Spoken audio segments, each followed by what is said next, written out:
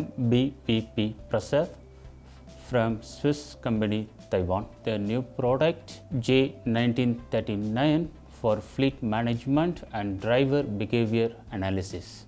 The J1939 bridge, once is connected to one J1962 connected port, which is located in truck and buses, and then the device will read all the parameters inside the vehicle and send data as like the parameters like engine speed, RPM, oxygen sensor, and all the sensors in the vehicle, and send to the mobile app by using Bluetooth, Wi-Fi, 5G. Meanwhile, we can send the data to the cloud and then it will be sent to the transport.